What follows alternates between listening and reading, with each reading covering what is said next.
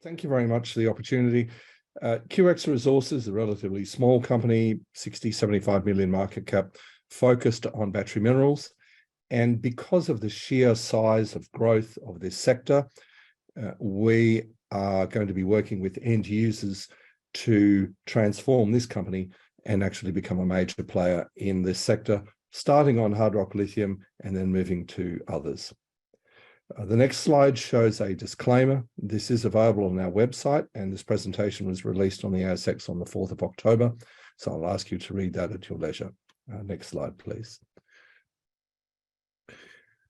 The company has a solid portfolio of projects in hard rock lithium in Western Australia in a prime location. A couple of them close to extremely well-known deposits. We've also got some new exploration areas which are now just developing concepts in Western Australia. Separate to that, the company also has a solid gold portfolio in Queensland, in central Queensland, and it's an area that I worked on years ago, and I think it's been a little underdone. It's got a solid cash platform, nearly $4 million in the bank as of the first week of October. And I think that's important moving forward. I suspect that the junior sector, even though battery minerals will go well, I suspect the junior sector could have a rocky future over the next 18 months. So it's good to have that sort of buffer. We do have drill-ready projects. I'm actually trying to organise a couple of rigs in WA and in Queensland and aim to get some news flow. You could expect the first of that coming out in end of October. And for those who've come across them before, I've got to focus on trying to create real value for shareholders. And I just think the time is right for a relatively small company that's well positioned to do that again. Next slide, please. This is a quick snapshot on the company, 880 million shares out, market cap, as I mentioned, between 65, 75 million. It was flattering that share prices picked up a little since I joined 2 weeks ago. We're on a volume basis. It's a very liquid stock. We've actually turned over the entire register in that 2 weeks, if you look at it on a volume basis. And I think there's plenty more to go, but there's a good start. Next slide, please. So the focus, as I mentioned, is on battery minerals, starting first on hard rock lithium. Now, some people have said, why are you working on hard rock lithium? Your last gig was in brine lithium. Nothing wrong with that. All I learned is that the demand is here and now. We need to feed that beast around the world. And a good way to do that, hard rock lithium can come to market quite quickly. If you get your things right, you can actually deliver possibly even in 2.5 years from discovery through development into production. As I mentioned, a prime location, and I'll talk a little bit about demand at the end, but can I just reiterate that even with a potential global recession, the size of this demand and what they're paying, that's not going away. We've got years across the battery mineral space. A number of projects going. We've got a number of pegmatites which are outcropping or subcropping. We are going to be drilling that, releasing some surface samples, doing some geophysics. And then through that process, there may well come some other opportunities. I suspect with this market volatility, that may actually create some opportunities, and we'll be ready there to capitalize it. I've got a very solid cornerstone investor who was the seed capital investor in CATL when they were like a 200 million seed capital company. They're now worth over $1 trillion, and he's got a good eye for these sorts of things. Next slide, please. So if we look specifically at the properties, as I mentioned, WA focus.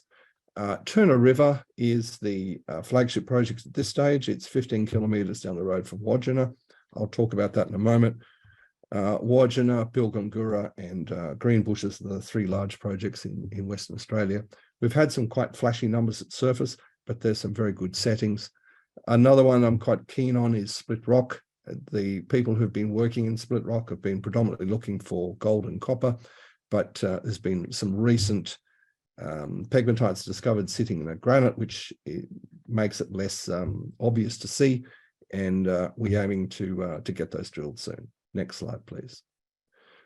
Just looking specifically at Turner River, there's a carbonate rock with a halo around it of lepidolite, which we've bulk sampled at surface, and we should get some results on that fairly soon. It's on the same basic strike. These have a roughly north-south strike. of pegmatite. Naturally, not every pegmatite is carrying spodumene or lepidolite, but the things that we've seen at surface have been very encouraging. And I'll have an update within the next 2 weeks on timing of drilling once we can lock that down together with assays and geophysics. Next slide, please. Separate to that, it's always good to have a solid gold asset in your portfolio. This area here is what we call low sulfidation epithermals. So they're quite subtle to see. When I used to work for a company called Kingsgate, these were quite common in Thailand. They're not easy to identify, but when you find them, they are generally very high recoveries and go on for a very long period of time. We've seen that with one of the mines up the road. So it's a good area to work in, and weather permitting, we'll be drilling. Anybody who's lived on the East Coast knows it's been raining cats and dogs for the last 18 months.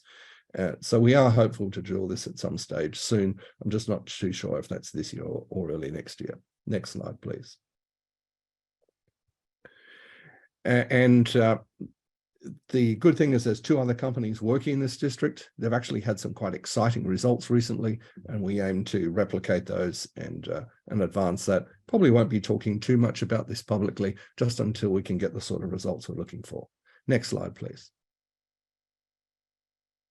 As I mentioned, I joined a couple of weeks ago. I particularly liked QX because it had a solid portfolio with some optionality, well-funded. It's also got a good board. Each of the board members have quite different skills, are in the market, have worked geologically, are working with others.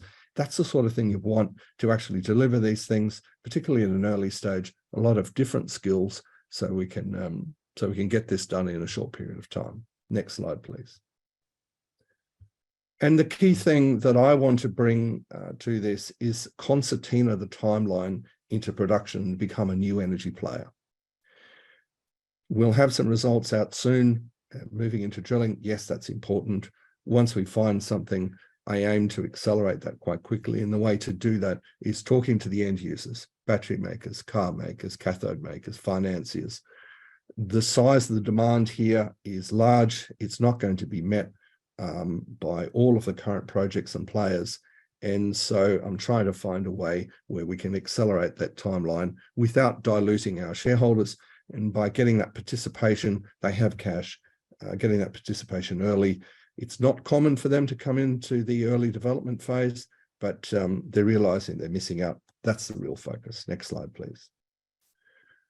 So we are updating our website, QX Resources, just so that it's in line with this presentation and some of our strategies. If you need to email me, please do so. Now, beyond this presentation, I've also got 2 other slides here, and I was asked to talk a little bit about the demand, if you think it's appropriate, Tim.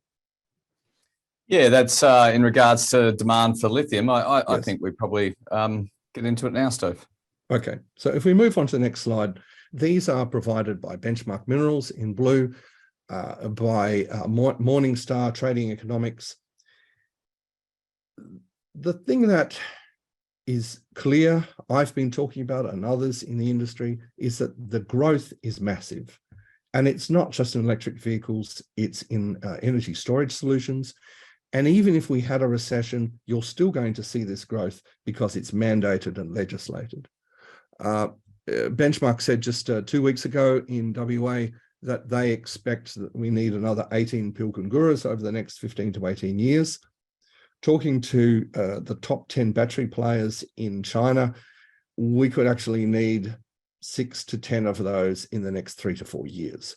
That's their growth target. So it's a here and now issue. You've seen lithium pricing go from around $9,000, $11,000, $13,000 a ton 18 months ago. It's now tracking around $70,000 a ton. If you were digging up spodumene, that's around $7,000, $7,500 a ton, and you're digging that up for $450, $550 a ton. So that's a heck of a margin. The reason I put this in, though, if you look down the bottom right-hand corner, is that most forecasts, regardless of who they are, have that pricing and that demand tailing off, sometimes in 2 years, sometimes in 5 years. And based on all of my work, I don't think that's correct. I understand why analysts have to have that, but I think there's a lot of opportunity here. And I think we're going to see that as a here and now thing over the next few years. Next slide, please.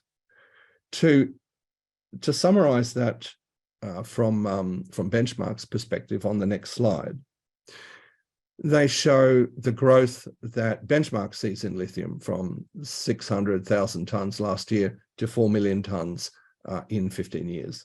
There's some other participants that are saying that that growth is going to be at least 2 million tonnes over the next 5 years.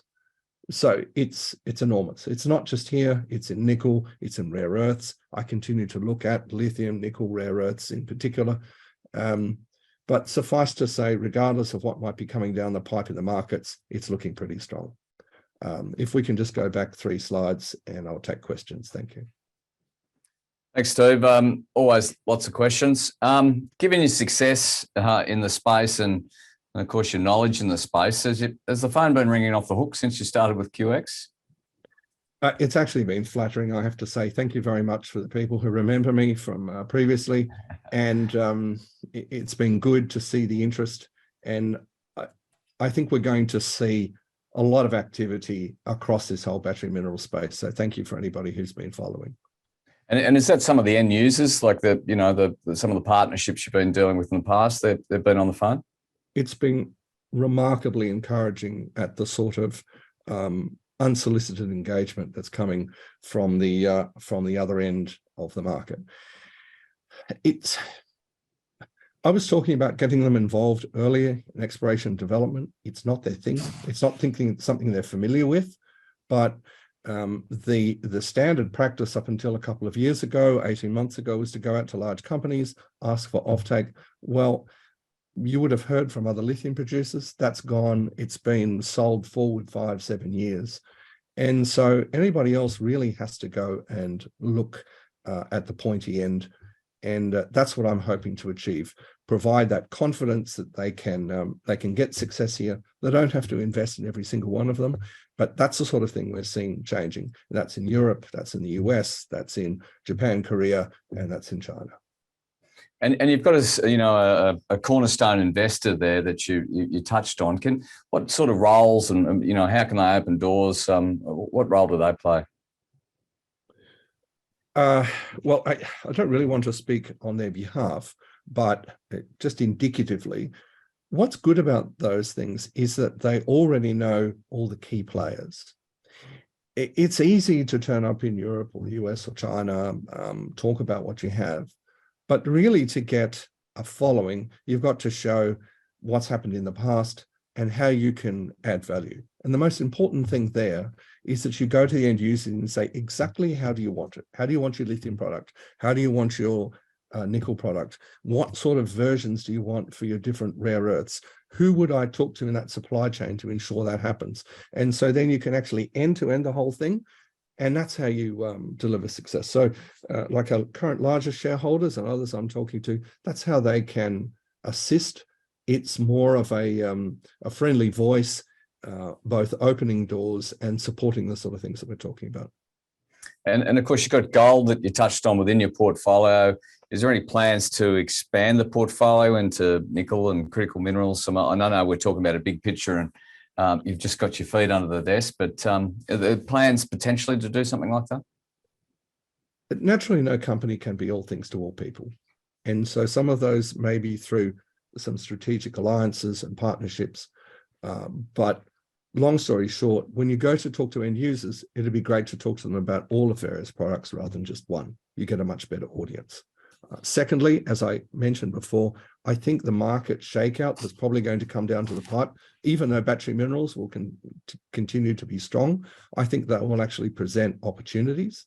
And then last of all, gold is a bizarre thing. When just about everything else in your portfolio is going badly, I mean from an investment sense, quite often gold is going well. And so we're looking to be strategic there, perhaps not spend a lot of money on it, but just position that nicely so that if interest in gold does turn around, we can also play in that space. Last thing I would say, one of the great things about the investors who are currently in QXR is that it was set up as an investment vehicle. So it's not the standard, okay, we've got this project, then we're going to develop it and run it through feasibility study and get into production.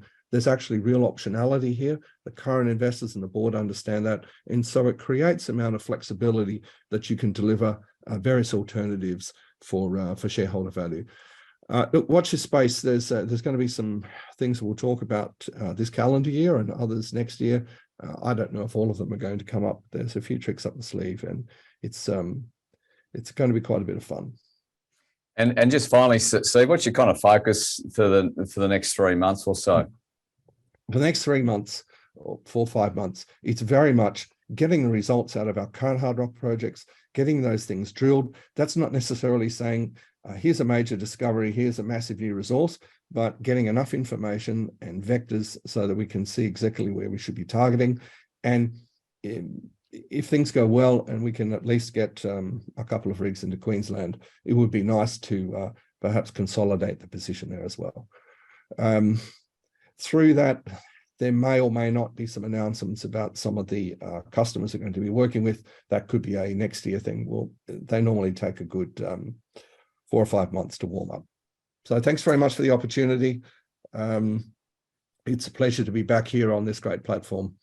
And as I mentioned, the website, we're in the process of actually improving that. But if you want to email me, steve@qxresources.com.au. Thank you so much. Cheers.